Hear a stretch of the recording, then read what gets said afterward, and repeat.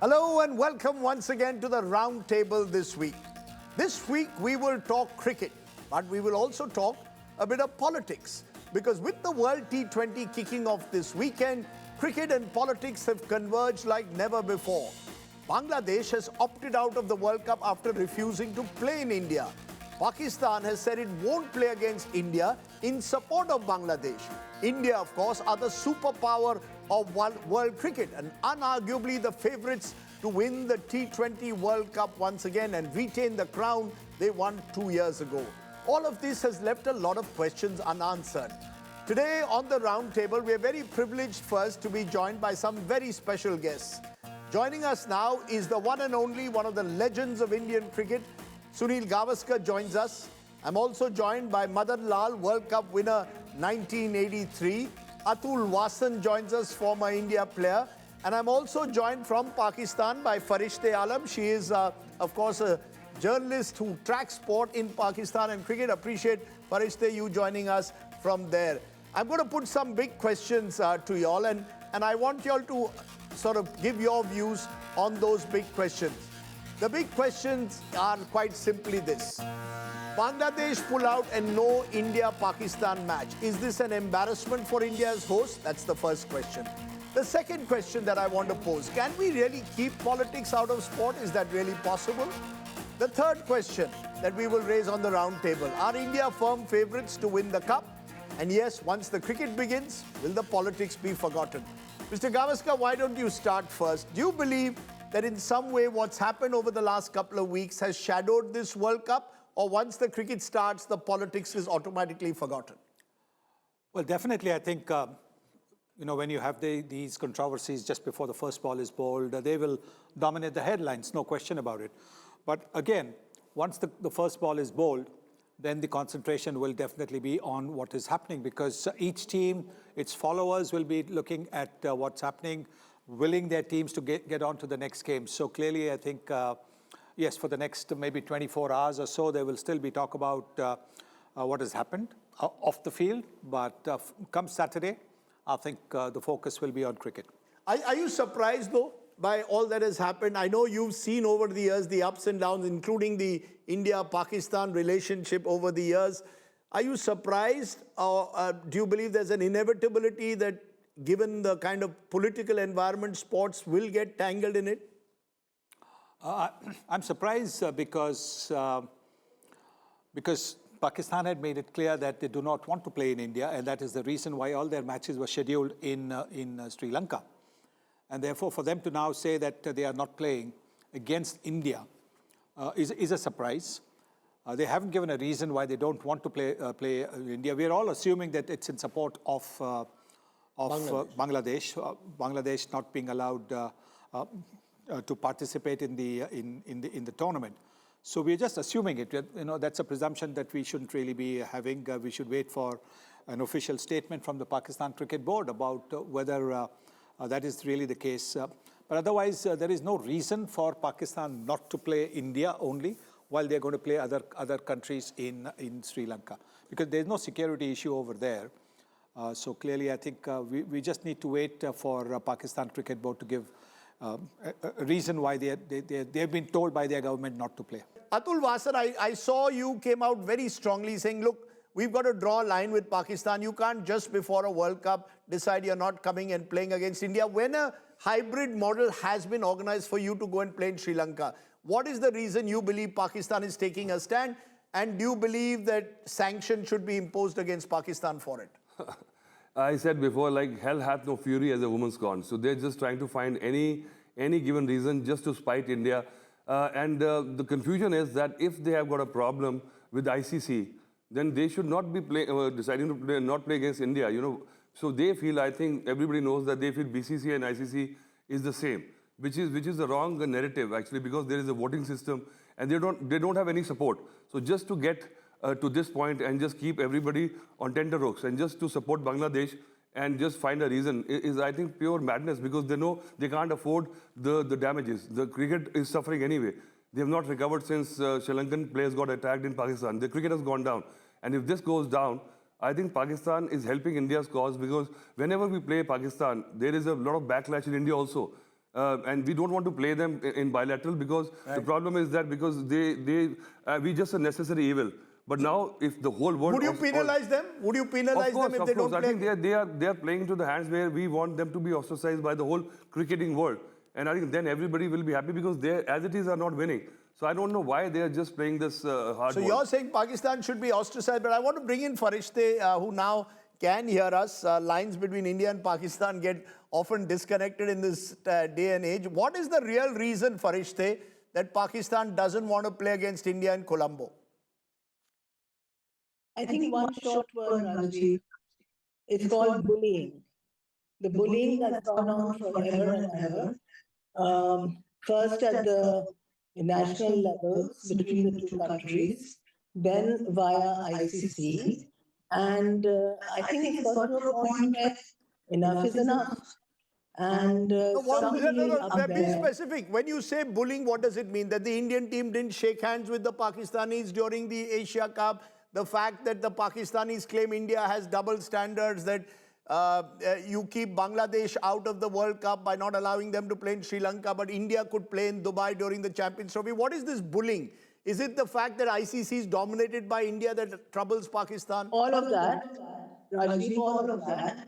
Plus the fact that it has to be a level playing field for every team.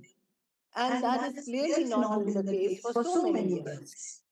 And, but it was Pakistan that had agreed to play in Sri Lanka. Farishte, Pakistan had agreed to play in Sri Lanka. So what suddenly changed? Subsequently, I don't know what changed. I don't know what got into their mind. But subsequently, I think a decision was taken that we have to stop being the person who's put in the corner or the team that's put in the corner here. We have to stand up and say, we're not going to take this. We're going to, and that's what they did. It's like a scene building up. They had to take the lid off, and now everybody's in it. Let's use that word. A word has been used, bully. Are we the bullies, Sunil Gavaskar, of world cricket? Yes, we are the superpowers. The revenues come here. Maximum revenues come from India. That's how the game has changed. But have we become bullies? Have we not understood the kind of soft power we are? Are we misusing it? No, we're not. I mean, give me examples of bullying. I mean, it's the easiest thing to say that, we are bullying. But everything is out there before the first ball of the tournament is bowled. If you're talking about the Champions Trophy, where India had from the beginning said that, they will not go to Pakistan. And so all their matches were held in Dubai. But that was known even before, long before the tournament even started. So clearly, there is no bullying over there. India made its stand clear. And if the ICC had at that stage said nothing doing, maybe India would not have participated in the tournament. I don't know. It never came to that. It's a hypothetical situation. So I don't see where the bullying comes in. I think it's an easy word to use to look at making excuses for yourself that you're being bullied. Okay, then stand up to the bully. The best answer is always stand up to the bully. Show that how do you do that? How do you see the thing is? I just read or heard Nasir Hussain, the former England captain, actually coming out in support of Bangladesh in particular, saying Bangladesh should have been given an option to perhaps play in Sri Lanka. Then saying that removing Mustafizur by a private franchise like KKR under pressure was the wrong step to take, and that there are double standards. That's what Nasir Hussain is suggesting. Your view, do you believe Nasir Hussain is right to say that ICC is practicing double standards, that they should have allowed Bangladesh to play in Sri Lanka? It was a 14-by-2 decision. Yes. It wasn't a decision taken by the BCCI. It was a decision to which Australia, England, South Africa, New Zealand, everybody was a party. So, to say what double standards are there? What double standards are there that, the whole idea is just because there is an ICC chairman who is an Indian, an ICC CEO who's an Indian, they are not taking these calls.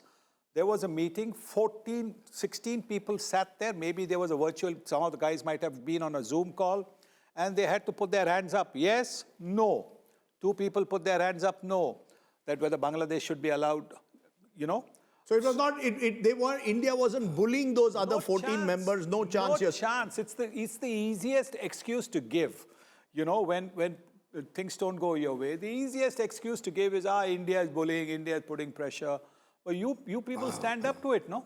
Now, how do you guys stand up? No, Because you're independent. You're independent. You are an independent, body. ECB, Cricket Australia, Cricket South Africa, you're all independent bodies. Why do you have to do what BCCI says? Oh, so you see, but that's exactly what now, you see, Nasir Hussain seems to suggest, what if India 1 month before a major tournament said we want to play in a third country? The ICC, according to him, would have accepted India's conditions. You don't agree with that, right? Mr. Gavaskar, you don't agree that ICC would have made a special case for India. That's what Nasir Hussain claims. Well, that's hypothetical. We don't know. It's hypothetical. Yeah. But the reason, the reason is that Bangladesh came out and saying that there's a security concerns in India. Just because one player was taken out from a private franchise. But wasn't that the wrong thing to do? The point is, they've stood up in their own way. Bangladesh has said, okay, we will forsake this tournament. We will stand up for our self-respect. Pakistan is a strange decision. We still don't know why they're doing it. But when you say, Mr. Gavaskar, that if these countries feel so strongly, they should stand up, what does that mean? Opt out like Bangladesh and not play the World Cup? What does that mean exactly when you say? What it means is very simply that when that issue came up for discussion, yes, whether Bangladesh should be allowed to play in Sri Lanka, all of them should have stood up and said, yes, they should be allowed to play in Sri Lanka. All the other countries? Yes. They didn't. They said, no, we don't need to change. Because look, by changing that, you are asking for the whole draw to be changed. Yeah. So you were asking for the whole draw to be changed, and which meant that other teams who were to play Bangladesh in India would all have to go and play in Sri Lanka. Yes. And it would set a dangerous precedent for the future. Correct. And that is the reason I think the other boards also said that no, Bangladesh will not be allowed. Now, Bangladesh, to their credit, have accepted it gracefully. And that is, they've accepted in sporting spirit, if one might use the word, they've accepted the ICC decision in a sporting manner. Fine, you don't agree with us, but so therefore we will not play. Let somebody else come in. So we have to, I would, say well done to Bangladesh for standing by their decision. But for another country, if that's what we are being told, another country to come in and say, because this happened, we are not going to play. That is this thing. Your other teams are playing. Your under-19 teams are playing India, under-19 teams. Your women's team is going to play the Indian women's team in an emerging country, this thing on the same day, 15th of February. So what are you talking about? I'll bring my studio guests in a moment. Final word from you, Farishte, since you've got to, I want to understand from you. How does the public in Bangladesh, in Pakistan view this? Are they supporting this decision not to play with India? This was always the big match. Imran Khan versus Gavaskar is what my generation lived for. Wasim Akram versus Tendulkar. Absolutely, you're right there. But I think the Pakistan public, as of today, is quite supportive of the cricket board's decision. Everyone I've spoken to, from the man on the street to the men and women in office, have said that, it's about time Pakistan put its foot down. Their manner of foot down on what? But why? What put its foot down? Why? Because we didn't shake hands with the players, because the external environment. Rajdeep, that is all part of it. The thing that rankles as well is that willy-nilly Pakistan and India are always placed in the same group, so that one big match has to happen. Why does it have to happen? That doesn't happen in any other sport in the world. That's one form of bullying that the BCCI and ICC have it their own way, because they want that one big match. Look at any sport. Give me any example from any sport in the world, and you will know that this is not quite kosher, Rajdeep. So it's things like that. It's not allowing players to play in franchise matches. All these things, it builds up. And there comes a point where you say, we will not take this. I just want to interrupt over there and ask, what happens in the PSL? I think you are worried about Pakistan players not being allowed to play the IPL. how many Indians are anyway allowed to be anywhere near PSL? Not just the players, commentators, anything, nobody. Nobody is there. So it is always India who is looking to have somebody from, Pakistan is always looking for their players or their commentators or everybody to be in India.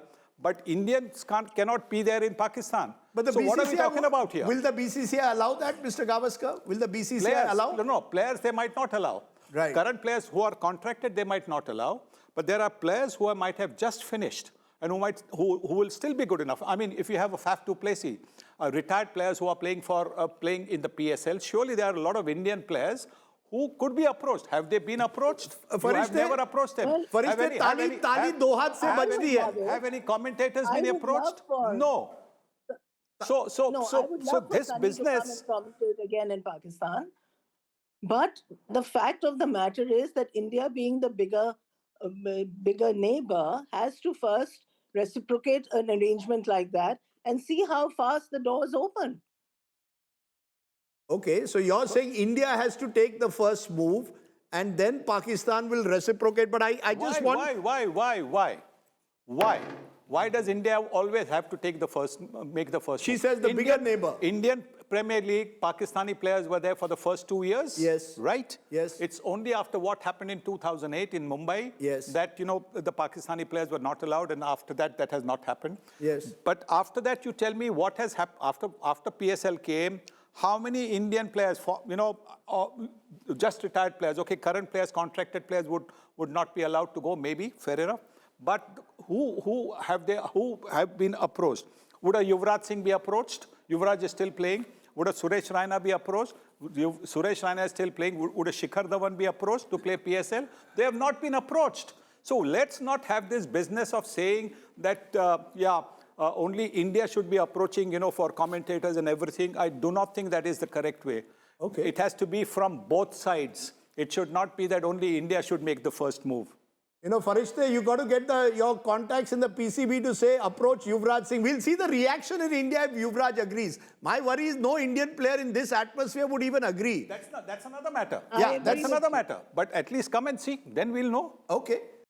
Mr. Gavaskar, you're saying, why doesn't Pakistan, for example, invite our commentators or cricketers, ex-cricketers to play in the PSL?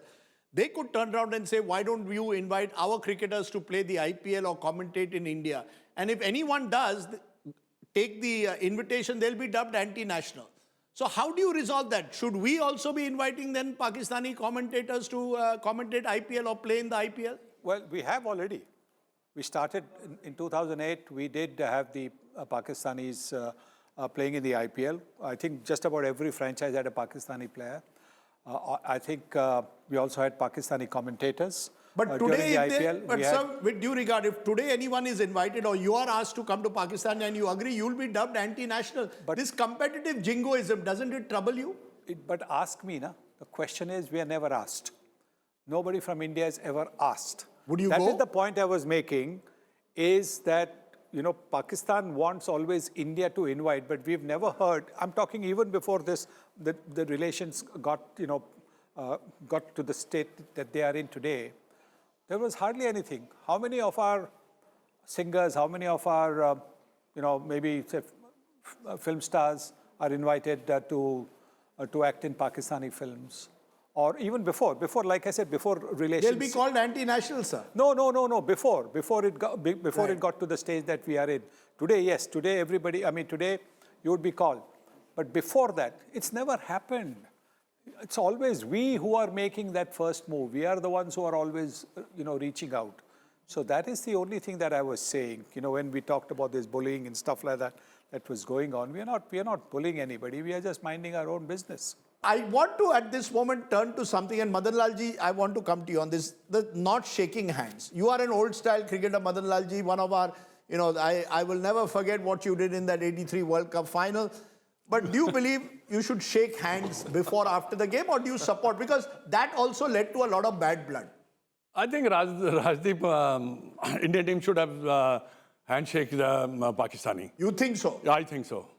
It's a sports, तो आप जाएं हाथ मिलाएं आपके जीतने से ही आपका जो होगा मैंने देखा है कि for the last 5-6 ईयर जब भी क्रिकेट शुरू होती है पॉलिटिक्स स्टार्ट हो जाती है। और इसका ये देखिए पाकिस्तान जो है, पाकिस्तान हमें नीचे दिखाना चाहता है। एक बांग्लादेश की वजह से उन्होंने अपना इतना बड़ा डिसीजन ले लिया जो कि उनको खेलना चाहिए मैच। आपकी क्रिकेट कैसे ग्रो करेगी? आपकी क्रिकेट ग्रो कर ही नहीं सकती अगर आप ऐसे डिसीजन लेंगे। कम से कम अपनी सोच तो ठीक करिए, आपकी सोच ही नहीं ठीक है। बिल्कुल मैं मानता हूं, लेकिन क्या आप मानते हैं कि मुस्तफिजुर को इस तरह से टारगेट करना भी गलत था? वहीं से तो ये शुरू हुआ सब। एक खिलाड़ी आईपीएल के लिए आ रहा है, गुड प्लेयर, उसका तो कोई लेना देना नहीं पॉलिटिक्स से, पर उसको टारगेट करके फिर बांग्लादेश गुस्सा हो गया, फिर पाकिस्तान आता है। Where does it all start? My problem is all of this becomes, one thing leads to the other. Who will say कि बस अब बस ये सब, as you rightly said, Pakistan should be playing for Pakistan's cricket growth. Farishte, what about the players? You say the public doesn't want to play. Do the players want to play or not? 100%. The players want to play. Does anybody talk to the players and ask them? It's not as if they have a say in this. You see, that's part of the problem. The players have no say. You see, Atul Wassan, what about the players themselves? If I'm a player, a young Pakistani player, I want to play against India. If I score runs against India, I'll become an overnight hero. That entire concept is also being snatched away from the players. I mean, surely the players should have a say in this sport or not? Well, you're right, actually. I think ever since we've stopped playing cricket with Pakistan, in bilateral series, the quality of cricket in Pakistan cricketers also has gone down. I think they are suffering because you're right, that used to egg them on, and then anybody used to go play above themselves and try to perform against India. But I think nobody listens to them. They don't have any mandate. So I think this question to ask what the players want to do is wasteful. And I think what happens in Pakistan and what is in that regard, nobody's missing much, even if you don't go to PSL. But the point is that the issue is that why is the Pakistan, what happens if they progress to eliminators and further they have to play India again? So they have to make their position clear now. Okay. And I think ICC is also mollycoddling them after their threat, because they could have taken out Pakistan the same day and brought back Bangladesh. Because that would have been interestingly, Pakistan has not officially yet issued a statement that we are boycotting. It's at the moment no statement. Will there be an official statement for Farishte or not? To the madness. They're trying to delay it as much. Pakistan in a way playing the politics of brinkmanship? Last moment they will decide. Why hasn't Pakistan, Farishte, issued a statement yet? Official statement. Rajdeep, I'm not a spokesperson for the PCB. Nor am I connected to Pakistan cricket that closely at all to make an official decision on that. But so many things have changed, Rajdeep.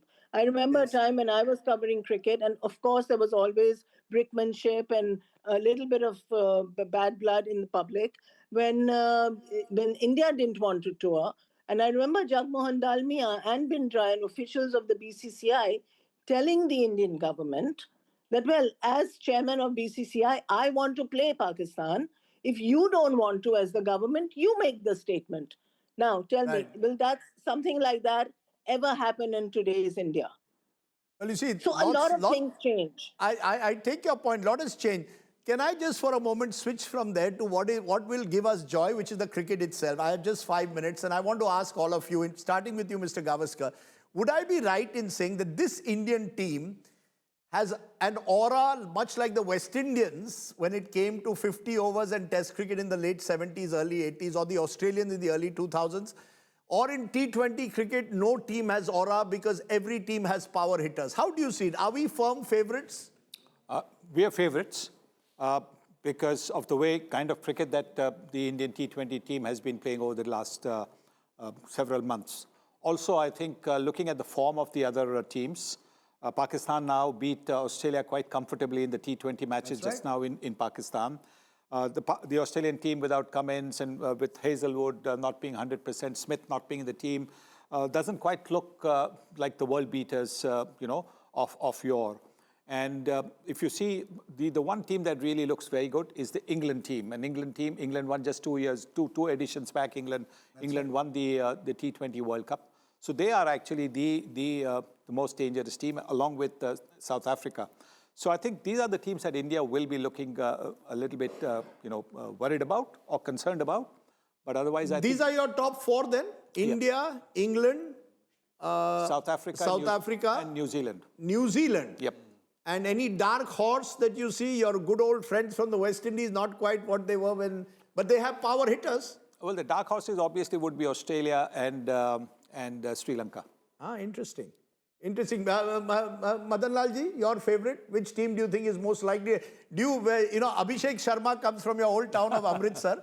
He seems to have changed the way the game is played. I mean, these are cricketers who call them, can go and hit a six of the first ball. This is one of the best Indian team I ever seen, because if you look at all the batsmen, they have a strike rate of more than 150 percent. And even the bowlers, if you talk about the bowlers, they have economy rates of 6, 7, or 8, which is very, very good in so India firm favorites in 20 cricket. And definitely, if you analyze all the teams, India is a favorite because, one thing has been changed with the Indian cricket team, fearless cricket. They are not scared to hit the ball. They are the way it should be played, 2020 cricket, they are playing. The intensity of the cricket is fantastic.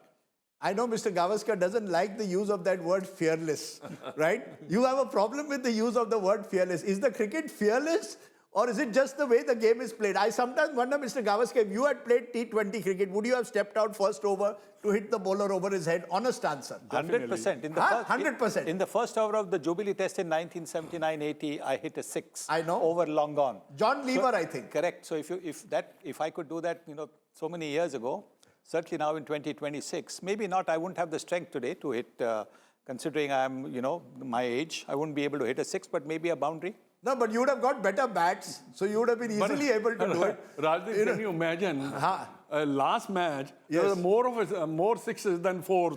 The 100 against New Zealand, when he hit 100 against New Zealand, I have seen him playing club cricket much later in life.